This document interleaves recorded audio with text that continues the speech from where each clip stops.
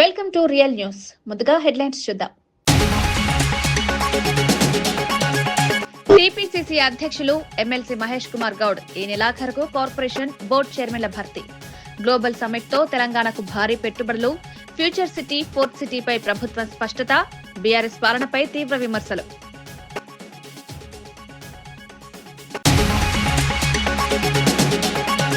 పద్దెనిమిది నెలల్లో 25 లక్షల కోట్లు. రాష్ట్రానికి పెట్టుబడులు వరదలా వస్తున్నాయన్న కాలవ శ్రీనివాసులు. రాష్ట్రంలో 26 లక్షల ఉద్యోగావకాశాల కల్పన. పెట్టుబడుల ఆకర్షణలో నారా లోకేష్ కీలక పాత్ర అని వెల్లడి.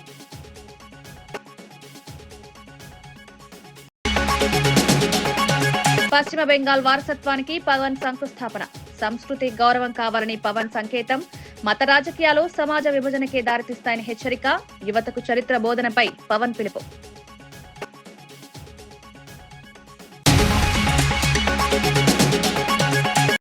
సిరిసిల్ల జిల్లా బీఆర్ఎస్ కార్యాలయంలో ఆటో డ్రైవర్లతో ఆత్మీయ భరోసా కార్యక్రమం నిర్వహించిన బీఆర్ఎస్ వర్కింగ్ ప్రెసిడెంట్ కేటీఆర్ డ్రైవర్లకు ప్రమాద బీమా, భద్రతా బ్యాండ్లను అందజేశారు. ఆటో డ్రైవర్లు ఎదుర్కొంటున్న సమస్యలు, అప్పుల భారాలు, పెరుగుతున్న నిర్వహణ వ్యయాలపై ప్రభుత్వం నిర్లక్ష్యం చూపుతుందని కేటీఆర్ తీవ్ర విమర్శలు చేశారు. 420 హామీలిచ్చి ప్రజలను మోసం చేసినట్లు కాంగ్రెస్ ప్రభుత్వంపై ఆరోపిస్తూ ఆటో డ్రైవర్లకు 1560 కోట్ల బకాయి ఇప్పటికీ క్లియర్ కాలేదన్నారు. రాష్ట్రంలో ఆటో డ్రైవర్లు ఆత్మహత్యలు చేసుకున్న ఘటనలు కలిచివేస్తున్నాయని, వారి కుటుంబాలకు కనీసం 10 లక్షల పరిహారం ప్రకటించాలని ప్రభుత్వాన్ని కోరారు. బీఆర్ఎస్ ప్రభుత్వం ఉన్నప్పుడు డ్రైవర్లకు అనేక శ్రేయోభిలాష పథకాలు అమలయ్యాయని, ఇప్పుడు డ్రైవర్ల సమస్యలు రెట్టింపయ్యాయని అన్నారు. రెండేళ్లకి ఎంత అవుతుంది? 1560 కోట్లు. ఇలా ఆటో అన్నలకు రాష్ట్రంలో రేవంత్ రెడ్డి ఎంత బాకీ ఉన్నాడు? 1560 కోట్లు బాకీ ఉన్నాడు. యాది పెట్టుకోరు మీరు. కాంగ్రెస్ వాడు మళ్ళా ఓటాడితే చెప్పాలి, బిడ్డ బాకీ ఉన్నావు, అదేవాడు కడతాడు రా అని అడగాలి. ఒక్కొక్క ఆటో మీద ఎంత బాకీ ఉన్నాడు? రెండేళ్లకు 24,000, నెలకు 1000 రూపాయల చొప్పున 24,000 రూపాయలు బాకీ ఉన్నాడు. రేవంత్ రెడ్డి ఏమనుకుంటాడు ఎరికేనా? నాకు ఎరికే. ఏమనుకుంటాడంటే వీళ్ళంతా అమాయకులు, ఆఖరికి ఒక 6 నెలలకి ఇత్త అయిపోయాక ఇప్పటి నుంచి ఎందుకు, ఆఖరి 6 నెలలకి ఇత్త అన్ని మర్చిపోతారు మనోళ్ళు. అప్పుడే బుస్సుమంటారు, అప్పుడే తుస్సుమంటారు. ఏం కాదు, ఆఖరి 6 నెలలు ఇచ్చి నేను మాయ చేస్తా, మాయ చేసి మళ్ళా డైలాగులతోని నేను మళ్ళా గెలుచుకొని వస్తా అనే ధీమా మీద ఆయన ఉన్నాడు. ఆడపిల్లల్ని అట్లే మోసం చేసిండు, మిమ్మల్ని మోసం చేసిండు. ఇంకా గమ్మతేం తెలుసా? ఆటో సంక్షేమ బోర్డు అన్నాడు, నెలకు 1000 రూపాయలు అన్నాడు. కానీ కేసీఆర్ గారు 13.5 లక్షల మందికి ఆటో డ్రైవర్లకు, అదే విధంగా మిగతా రంగాల్లో ఉండే అసంఘటిత రంగంలో ఉండే డ్రైవర్లకు ప్రమాద బీమా తెస్తే దాన్ని ఊడగొట్టిండు. ఇలా మీకు బీమానే లేదు. అందుకే పోయినసారి సతీష్ ఆత్మహత్య ప్రయత్నం చేసినప్పుడు ఎల్లారెడ్డిపేటలో ఆ అశ్విని దవాఖానకు పోతే అక్కడ బయటకు వచ్చినాక నేను ఆగన్నకు, మన రామ్మోహన్ కు, మనోళ్ళందరికీ చెప్పి అట్లా కాదు, మనమన్నా చేద్దాం, ఈ ప్రభుత్వానికి సిగ్గు రావాలి, వీళ్ళకి నిజంగా సిగ్గు లేదు, ఉన్నది కూడా ఊడగొట్టిండి ఈయన అని చెప్పి ఆలోచించి లెక్కలు తీయమని తీస్తే మనోళ్ళు ఏం చెప్తున్నారంటే దగ్గర 7 నుంచి 8 వేల మంది ఆటో డ్రైవర్లు ఉంటారు మన రాజన్న సిరిసిల్ల జిల్లాలో అని చెప్పిండ్రు. నేనేం చెప్పినా అంటే ఒక ప్యాసింజర్ ఆటోనే కాదు, ట్రాలీ ఆటో ఉండొచ్చు, లేదా ఇంకొక మాట కూడా నేను మీకు ఇస్తా ఉన్నా ఈరోజు. ఒక ప్యాసింజర్లు మాత్రమే కాదు, ప్యాసింజర్ ఆటోలు మాత్రమే కాదు, ట్రాలీ ఆటోలు గాని, వ్యాన్లు గాని, అట్లాగే జీపులు గాని, లారీలు గాని, టాక్సీలు గాని, ట్రాక్టర్లు గాని, వాళ్ళ లిస్టు కూడా తీయండి. వాళ్ళకు కూడా సంక్రాంతి వరకు వాళ్ళందరూ కూడా ఇన్సూరెన్స్ చెప్పిద్దామని చెప్పి కూడా నేను మీకు విజ్ఞప్తి చేస్తా ఉన్నాను. చాలా చాలా చాలా సంతోషం, మంచిగా అనిపించింది. లక్ష్మీనరసింహారావు గారు మాట్లాడితే వారు అన్నారు, వాళ్ళకు ఆరోగ్య సమస్య వస్తే నేను కార్డు ఇస్తా, మా కరీంనగర్లో మా చెల్లిమేడ ఆనందరావు దవాఖాన ఉంది, ఆ దవాఖానాలో ఉచితంగా వైద్యం ఇప్పిస్తా అన్నారు. వారికి కూడా గట్టిగా సపట్లు కొట్టి ఒకసారి అభినందనలు చెప్పాలని చెప్పి కూడా నేను కోరుతా ఉన్నా. ఈ రోజు మనం రాజన్న సిరిసిల్ల జిల్లాలో తీసుకున్న ఈ కార్యక్రమం నాకు తెలిసినంత వరకు ఇంతకుముందు రాంబాబు యాదవ్ గారు చెప్పినట్టు ఒక 10 మందికి ఆలోచన కలిగిస్తుంది, 10 మందికి ప్రేరణ కలిగిస్తుంది, మిగతా జిల్లాలో కూడా కదలిక వస్తుందని చెప్పి నేను ఆశిస్తా ఉన్నా. వెలుగులోకి వచ్చిన మత్తు ఇంజెక్షన్ల కేసు సంచలనం రేపుతోంది. ఈ కేసులో ఇప్పటి వరకు 2 డాక్టర్లు, ఒక వార్డ్ బాయ్ ను పోలీసులు అరెస్ట్ చేసినట్టు వెల్లడించారు. అనుమానాస్పద స్థితిలో 2 మృతదేహాలు లభించడంతో కేసు బయటపడింది. సైంటిఫిక్ ఇన్వెస్టిగేషన్ నిర్వహించిన అధికారులు మత్తు ఇంజెక్షన్ వల్లే మరణాలు సంభవించాయని నిర్ధారించారు. ఏబీఎస్ ఆసుపత్రి MD Jaipal Reddy, assistant surgeon Mohammed Vikaruddin, ward boy Akash ఈ ఘటనకు బాధ్యులని పోలీసులు తెలిపారు. ఆరోగ్య రంగంలో ఇటువంటి అనైతిక చర్యలు ప్రజలు ప్రాణాలు తీస్తున్నాయని, కఠిన చర్యలు తప్పవని ప్రజలు డిమాండ్ చేస్తున్నారు. వాళ్ళని చూసి ఇమీడియట్ గా క్లూస్ టీము, ఆ తర్వాత వేరే మిగిలిన సైంటిఫిక్ ఇన్వెస్టిగేషన్ స్టార్ట్ చేసి వెరిఫై చేసి చెక్ చేస్తే ఆ ఆటో వాళ్ళు ఏదైతే ఆటోలో కూర్చొని చనిపోయి ఉన్నారో ఆ పక్కననే ఈ ఎక్రేనియం వాయల్స్, ఆ తర్వాత సిరంజీలు కనిపించినాయి. ఆ తర్వాత వాళ్ళ చేతిలో కూడా ఇంజెక్షన్ చేసుకున్న మరకలు కనిపించినాయి. అవి చూసి ఈ ఇంజెక్షన్ మూలకంగానే అయి ఉండొచ్చు అన్నది నిర్ధారణకు వచ్చినారు. ఆ తర్వాత ఆ ప్లేస్లో వీళ్ళతో ఎవరెవరు ఉన్నారు, వీళ్ళ ఫ్రెండ్స్ ఎవరు అన్నది ఇన్వెస్టిగేట్ చేసి చార్ఘాట్ ఇన్స్పెక్టర్ గారు, ఏసీ గారు, ఆ తర్వాత టీం అంతా వెరిఫై చేసినారు. వెరిఫై చేసి ఎంక్వైరీ చేస్తే వీళ్ళకి ఈ చనిపోయిన వాళ్ళు ఇద్దరు జహాంగీర్ ఖాన్ 25 years, ఇతను ఆటో నడుపుతాడు. ఆ తర్వాత ఇర్ఫాన్ 29 years, ఇతను కూడా ఆటో నడుపుతాడు. రాష్ట్ర రాజకీయాల్లో ముఖ్యమంత్రి రేవంత్ రెడ్డి చూపుతున్న విజన్ పై సీనియర్ కాంగ్రెస్ నేత వి హనుమంతరావు ప్రశంసలు కురిపించారు. తన రాజకీయ జీవితంలో ఎన్నో ముఖ్యమంత్రులను చూసినప్పటికీ ఇంత స్పష్టమైన దూరదృష్టి ఉన్న నేత ఒక్కరే రేవంత్ అని పేర్కొన్నారు. సర్కార్ పాఠశాలల్లో చదివిన రేవంత్ విద్యపై ప్రేమతో గ్లోబల్ సమ్మిట్ ను విజయవంతంగా నిర్వహించడం గొప్ప విషయమని పేర్కొన్నారు. సమానంగా సంపద సృష్టించి అందరికీ న్యాయం చేసే దిశగా రేవంత్ పాలన సాగుతోందని అభినందించారు. ఉస్మానియా యూనివర్సిటీ అభివృద్ధిపై ఏ ముఖ్యమంత్రి ఇంతవరకు చూపని కమిట్మెంట్ ను రేవంత్ చూపుతున్నారని తెలిపారు. బడుగు బలైన వర్గాల వారికి కూడా అవకాశం కల్పించారు. మైనార్టీలకు, క్రిస్టియన్స్కు, బీసీలకు అందరికీ కూడా అవకాశం ఇచ్చాడు. ఇవాళ ప్రతి ఒక్కరు కూడా ఏమొక కొత్త ఆలోచన, అపోజిషన్ పార్టీ ఒకటే మాట్లాడుతుంది. మాట్లాడితే ఆయనకు విజన్ లేదు, ఆలోచన లేదు, చదువు లేదు అని అంటుంటే ఆయన ఏమన్నాడు, నేను సర్కారు స్కూల్లో చదివినా, పేదరికంలోకి వెళ్ళి వచ్చినా, కానీ నాకు ఒక విజన్ ఉన్నది. ఆ విజన్ ఏమిటంటే ప్రతి ఒక్కరు కూడా చదవాలి, ప్రతి ఒక్కరు కూడా ఇతర దేశాలతో కాంపిటీషన్ చేయాలి అనే ఆలోచనతో ఇవాళ global summit, rising global summit తెలంగాణలో మాట్లాడడం, అందులో ఏది రిజర్వ్ బ్యాంక్ ఆఫ్ ఇండియాలో రిజర్వ్ బ్యాంక్లో పనిచేసినటువంటి సీనియర్ ఆఫీసర్స్, అదేవిధంగా ఇతర దేశాలలో ఎక్స్పర్ట్స్ కూడా అందరు కూడా అప్రిషియేట్ చేశారు. ఎందుకు అప్రిషియేట్ చేశారు? ఆయన విజన్ ఒకటి ఉన్నది. మన తెలంగాణ ఇచ్చినటువంటి సోనియా గాంధీ ఈ ప్రజలకు ఏమన్నా చెయ్యాలనే తపన, పట్టుదల ఆయనలో కనిపించింది. అదేవిధంగా ఉస్మానియా యూనివర్సిటీకి ఎప్పుడో మర్చిపోయారు. అది ఇవాళ 100 ఏళ్లు దాటినా దానికి సరి అయిన నిధులు ఇవ్వకుండా ఇవాళ బిల్డింగులు కూలిపోతున్నాయి. కొన్ని దగ్గర హాస్టల్ ఫెసిలిటీస్ బాగలేవు.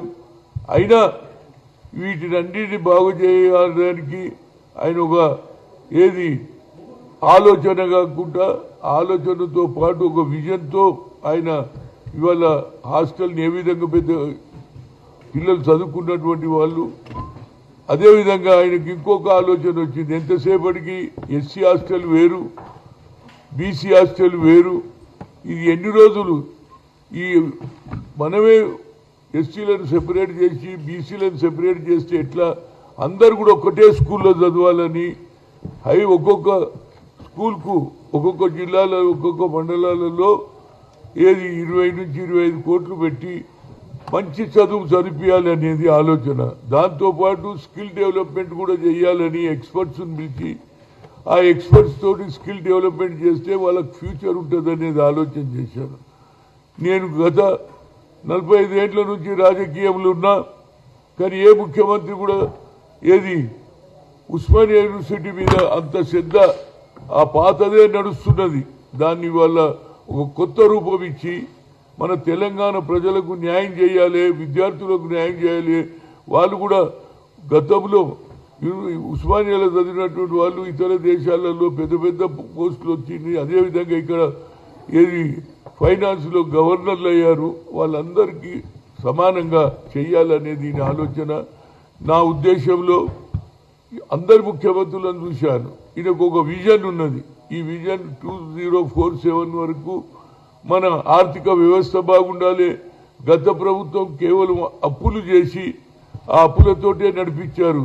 ఈయననేమో సంపద సృష్టించి ఆ సంపదలతోటి ప్రజలకు న్యాయం చేయాలి అనే ఆలోచనతో ఇవాళ నేను నా లెక్క ప్రకారంగా 5 లక్షల కోట్ల ఏది డబ్బు పెట్టడానికి ఇతర దేశాల్లో వచ్చిన కంపెనీలు అన్ని పెడుతున్నాయి. నిజంగా కూడా ఇవాళ ఉస్మానియా యూనివర్సిటీలో చాలా మంది గతంలో ఉన్నటువంటి ముఖ్యమంత్రి ఒక్కసారి కూడా ఏది ఉస్మానియా యూనివర్సిటీకి రాలేదు. ఈ ముఖ్యమంత్రి రావడంతో ఒక్కసారి పోయాడు. ఇవాళ వచ్చి నేను ఇచ్చిన మాట తప్పకుండా 1000 కోట్లు ఇచ్చా. అంటే ఇది కమిట్మెంట్, పట్టుదల. ఈ పట్టుదలతో పనిచేస్తున్నటువంటి ముఖ్యమంత్రికి నిజంగా నేను ఆయన 2 స్పీచ్లు విన్నా.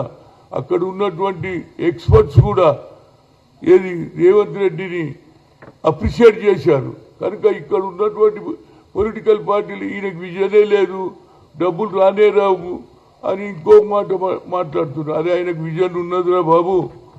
జీహెచ్ఎంసీ విస్తరణపై రాష్ట్ర బీజేపీ అధ్యక్షుడు రామచంద్రరావు ఘాటుగా స్పందించారు. అఖిలపక్షం అభిప్రాయం లేకుండా ప్రజలతో చర్చించకుండా జీహెచ్ఎంసీ డివిజన్లు పెంచడం ప్రజాస్వామ్య విరుద్ధమని విమర్శించారు. ఈ విస్తరణలో మజ్లిస్ పార్టీకి లాభం చేకూర్చే కుట్ర ఉన్నట్టుగా అనిపిస్తోందని ఆరోపించారు. జీహెచ్ఎంసీని 3 విభాగాలుగా విభజించి ఒక భాగాన్ని ఏఐఎంఐఎం కు ధారాదత్తం చేసే పంథాలో ప్రభుత్వం వ్యవహరిస్తోందని రామచంద్ర ఆరోపించారు. ప్రజల అభిప్రాయాన్ని పక్కన పెట్టి రాజకీయ ప్రయోజనాల కోసం జరుగుతున్న ఈ చర్యను ప్రజలు తీవ్రంగా వ్యతిరేకించాలని పిలుపునిచ్చారు. విలీనమైన కొత్త ప్రాంతాల ప్రజలు కూడా తమ సమస్యలు పట్టించుకొని ఈ వ్యవస్థను అడ్డుకోవాల్సిన సమయం వచ్చిందన్నారు.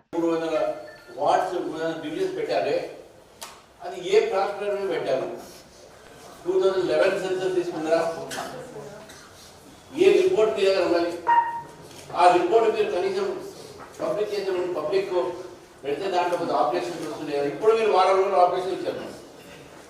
మీ రిపోర్ట్ కూడా ఎట్లా ఇస్తారు ఆపరేషన్స్?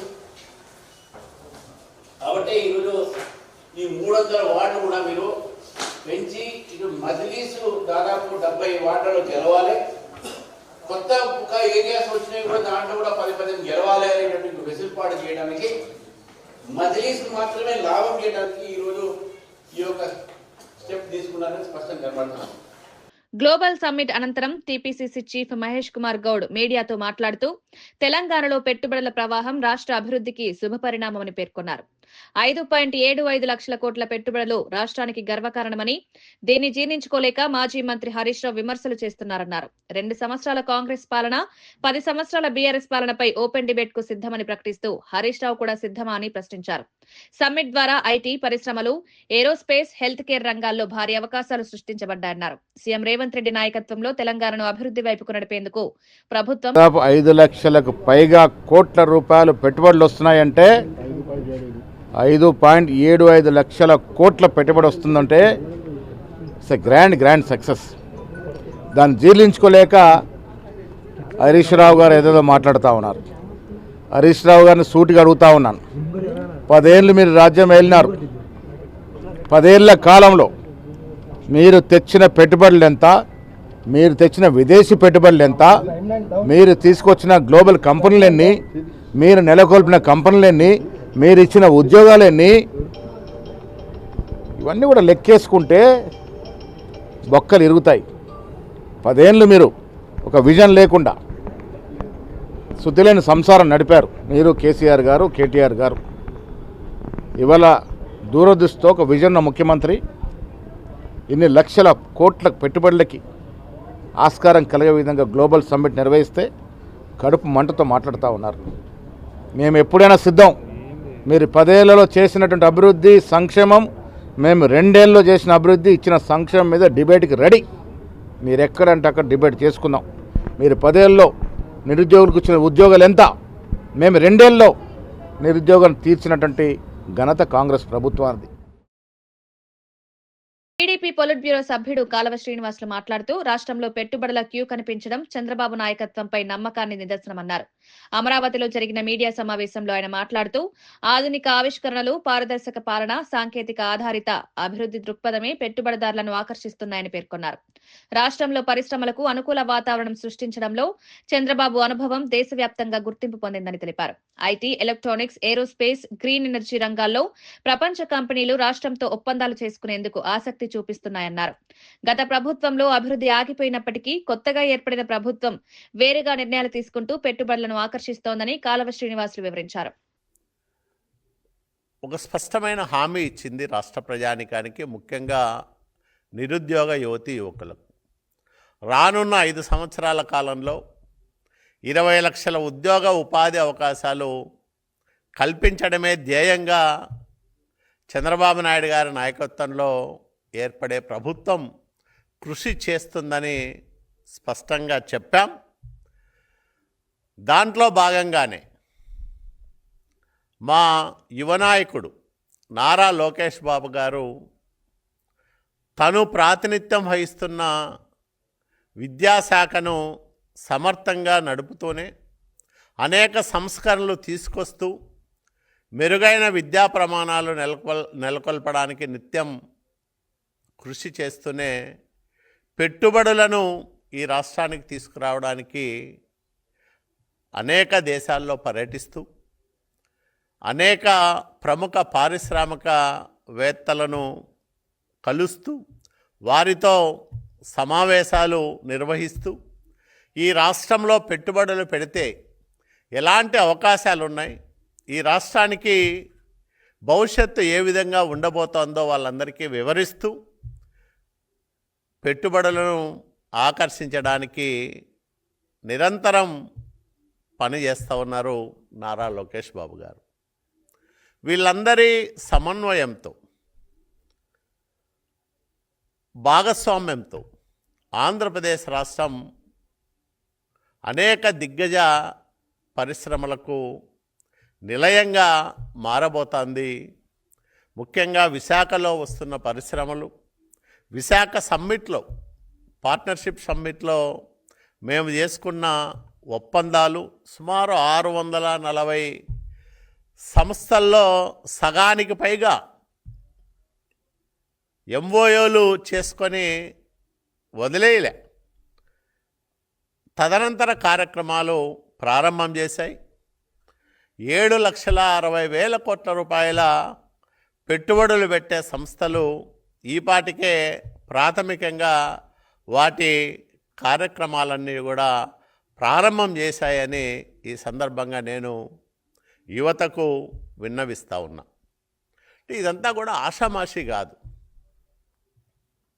5 ఏళ్ల జగన్మోహన్ రెడ్డి విధ్వంసకర పరిపాలనలో పారిశ్రామికవేత్తలు, పెట్టుబడిదారులు పారిపోయిన నేపథ్యం, ఆంధ్రప్రదేశ్ వైపు కన్నెత్తి చూడడానికి కూడా భయపడే సందర్భంలో చంద్రబాబు నాయుడు గారు ఈ రాష్ట్ర పాలనా పగ్గాలు చేపడితే పారిశ్రామికవేత్తల్లో నమ్మకాన్ని, విశ్వాసాన్ని పాదుకొల్పడానికే కొంత సమయం పట్టింది.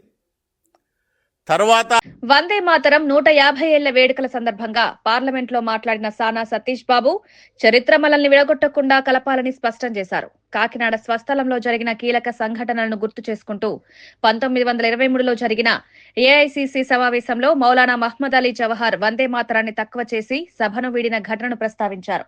కాంగ్రెస్ పార్టీ ఆ తప్పిదానికి ఆయన పేరునే జ్ఞాపకంగా పెట్టుకున్నారన్న చరిత్రను గుర్తు చేశారు.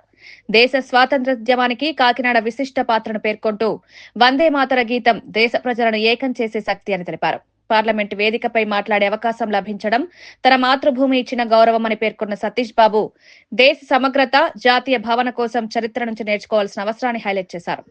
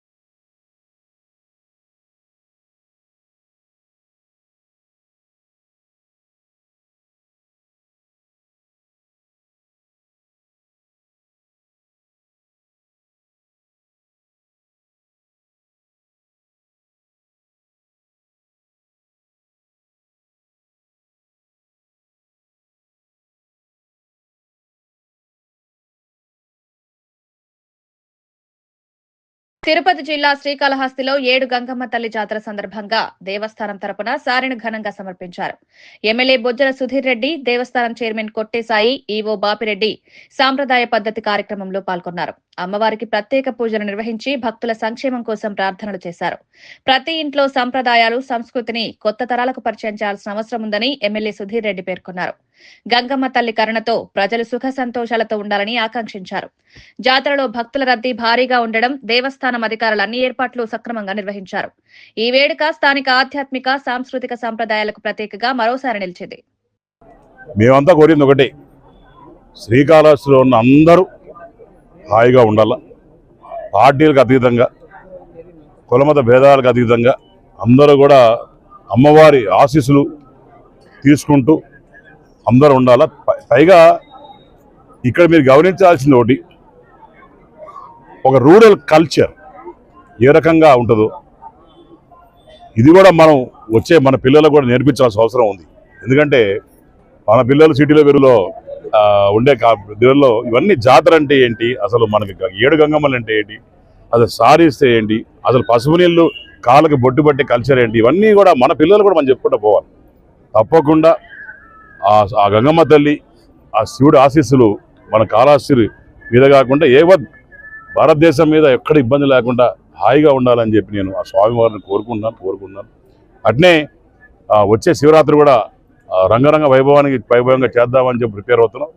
అట్నే వచ్చే ఆదివారం సాయంత్రం 3 గంటలకి వాజ్పేయి గారి విగ్రహం కూడా ప్రతిష్ఠించడానికి మరి చంద్రబాబు నాయుడు గారు, మోడీ గారు, పవన్ కళ్యాణ్ గారు, కూటమి ప్రభుత్వం అంతా కూడా పూనుకుని బస్సు యాత్ర కూడా స్టార్ట్ చేసి బ్రహ్మాండంగా చేస్తాను.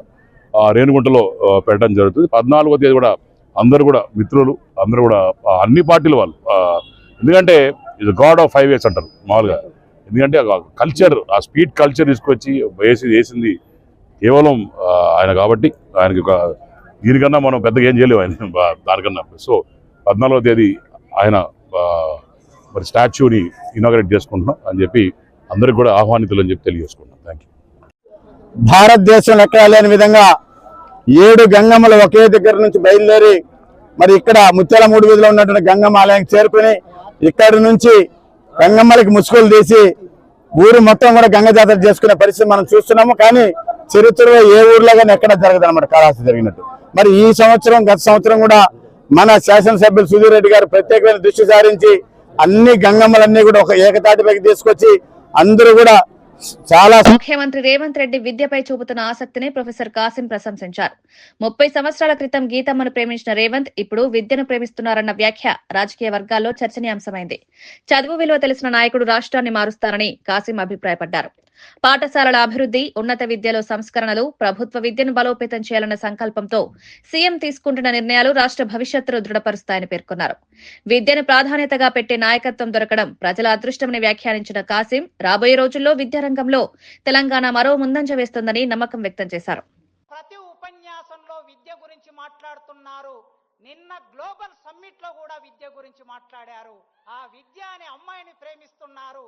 ఆ ప్రేమ వారి గొంతులో ప్రాణమున్నంత వరకు కొనసాగించాలని ఒక టీచర్ గా కోరుకుంటున్నారు. ఆంధ్రప్రదేశ్ ఉప ముఖ్యమంత్రి పవన్ కళ్యాణ్ పశ్చిమ బెంగాల్ గొప్ప వారసత్వాన్ని ప్రశంసిస్తూ చేసిన వ్యాఖ్యలు రాజకీయంగా ప్రధానంగా మారాయి.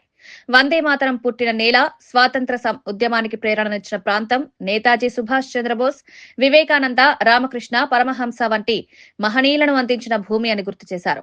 మత రాజకీయాలు సమాజాన్ని విభజించే ప్రమాదముందని హెచ్చరించిన పవన్ ప్రజలు అప్రమత్తంగా ఉండాలని సూచించారు. పశ్చిమ బెంగాల్ ప్రజాస్వామ్యం, ధైర్యం, సాంస్కృతిక జీవన శైలి దేశానికి మార్గదర్శకమని పేర్కొన్నారు. యువతకు దేశ చరిత్ర, త్యాగాలు తెలుసుకోవాల్సిన అవసరం ఉందని పిలుపునిచ్చారు. Bengal is a kind of it's a kind of pot boiler for many movements, social movements, right from Raja Raman Rai. That Bengal today has become more of pro one religion. That is a problem in Bengal from a person who is staying in this part of India. I look at that way, and I think that has to, because as long as if government, any party, whichever is ruling, if they try to take sides, definitely the opposite side will come. It is nothing whether you like it or not. It is a way of balancing things. That's it. I don't know about that, but once we have to understand Jogendranath Mandalji, When Ambedkar ji was the law minister here, Jogendranath Mandal ji was the Pakistan law minister. And he was the one who initiated all these things, and who had today we have that chicken neck is more because he joined all the districts to Pakistan, then East Pakistan. But what happened after some time? After 1.5 years, he wrote many letters to Jinnah. This is when he went back to his own native place, who thought they will be received well in Pakistan. There his own family members, his kith and kin were raped, their houses were burnt, and he has to live and can live as a kind of as a refugee from his country he opted for. And who took care of him? It is Bharat. The spirit of Bharat will take everybody into their fold. It doesn't differentiate between what caste, what religion you are. That is the true spirit of Bharat. That's what in Bengal it reflected. And the kind of Noakhali incidents, how many Hindu families were butchered. We don't want that kind of thing. The appeasement has to happen. Their government should make sure whatever applies to one particular community should be applied to the equal community. Don't try to take favors. When you take favors, for the vote's sake, for the vote bank politics, if you try to take a side, definitely the rest of the people will come up together. They don't have a choice. You are pushing them, you are forcing them to take a side. How come it was never there before? Why all of a sudden? That must... Kadapa MP YS Avinash Reddy Muddanur municipality mayor అభ్యర్థి పాకా సురేష్ ను అధికారికంగా ప్రకటించారు. స్థానిక ప్రజల అభిప్రాయాలు, party నేతల సూచనల ఆధారంగా ఈ నిర్ణయం తీసుకున్నామన్నారు. రేపు జరిగే ఎన్నికల్లో సురేష్ విజయం ఖాయమని అవినాష్ ధీమా వ్యక్తం చేశారు. ముద్దనూరు ఎంపీపీ అభ్యర్థిగా కొర్రపాడు ఎంపీటీసీని ఖరారు చేసినట్లు వెల్లడించారు. స్థానిక అభివృద్ధి, ప్రజా సమస్యల పరిష్కారం, వైసీపీ బలోపేతం లక్ష్యంగా ముద్దనూరులో విజయం సాధించాలని పిలుపునిచ్చారు. నాతో పాటు మరి కడప ఇన్ఛార్జు మాజీ డిప్యూటీ సీఎం అంజద్ బాషా గారు, మరి ఎక్స్ మేయర్ సురేష్ బాబు గారు, మా జిల్లా అధ్యక్షుడు రవీంద్రనాథ్ రెడ్డి గారు, అందరం మన ఎమ్మెల్సీ రామచంద్రారెడ్డి గారు, ఇప్పటివరకు ఉన్న ఇన్ఛార్జ్ మేయర్ గారు, డిప్యూటీ మేయర్ గారు, అందరితో కార్పొరేటర్స్ అందరితో సమావేశమై వారందరి అభిప్రాయం తీసుకున్న తర్వాత మరి పాకా సురేష్ను వైఎస్ఆర్ కాంగ్రెస్ పార్టీ మేయర్ అభ్యర్థిగా అందరం కలిసి నిర్ణయం తీసుకోవడం జరిగింది. కూటమి ప్రభుత్వంపై తీవ్ర విమర్శలతో ఆర్కే రోజా మండిపడ్డారు. ప్రజల కోపం కూటమిని కూల్చే స్థాయికి చేరిందని, కోటి సంతకాల సేకరణ పేదల తిరుగుబాటుకు నాంది అని పేర్కొన్నారు.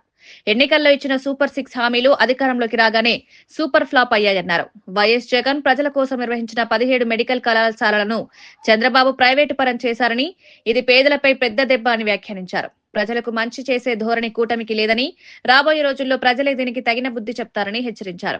చేయలేదు, వాళ్ళ మీద విసిగిపోయి ఉన్నారు ప్రజలు అనడానికి నిదర్శనమే ఈ 1,30,00,000 సంతకాలను కూడా మీ అందరికి కూడా తెలియజేసుకుంటున్నా.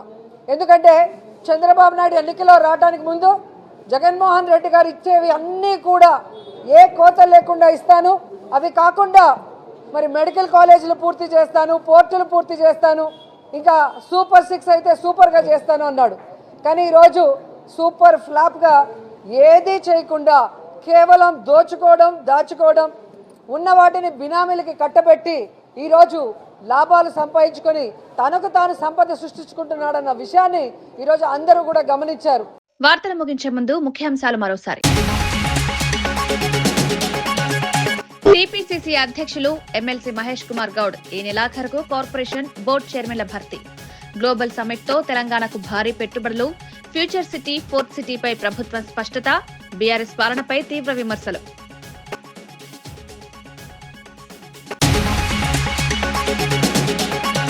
పద్దెనిమిది నెలల్లో 25 లక్షల కోట్లు రాష్ట్రానికి పెట్టుబడులు వరదలా వస్తున్నాయన్న కాలవ శ్రీనివాసులు. రాష్ట్రంలో 26 లక్షల ఉద్యోగావకాశాల కల్పన, పెట్టుబడుల ఆకర్షణలో నారా లోకేష్ కీలక పాత్ర అని వెల్లడి.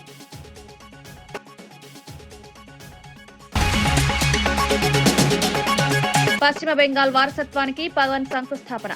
సంస్కృతి గౌరవం కావాలని పవన్ సంకేతం. మత రాజకీయాలు సమాజ విభజనకే దారితీస్తాయని హెచ్చరిక. యువతకు చరిత్ర బోధనపై పవన్ పిలుపు.